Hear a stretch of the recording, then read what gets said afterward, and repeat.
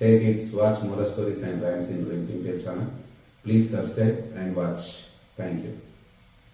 ஒரு காலத்தில் ஒரு கிராமத்தில் ராமையா என்ற சேலை வியாபாரி இருந்தார்.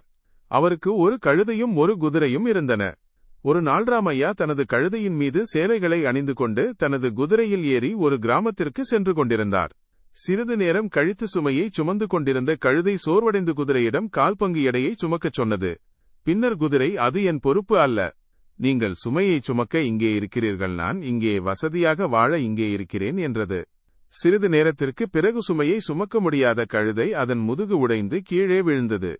உடனடியாக ராமையா கழுதையை அங்கேயே விட்டுவிட்டு முழு சுமையையும் குதிரையின் மீது வைத்துவிட்டு தனது பயணத்தை தொடர்ந்தார். அந்த சிறிய எடையை நான் முதலில் சுமந்திருந்தால் இந்த வலியை தவிர்த்திருப்பேன் என்று குதிரை வருத்தப்பட்டது. கதையின் நீதி: சுமையை பகிர்ந்து கொள்வது வாழ்க்கையின் சுமையை குறைக்கிறது.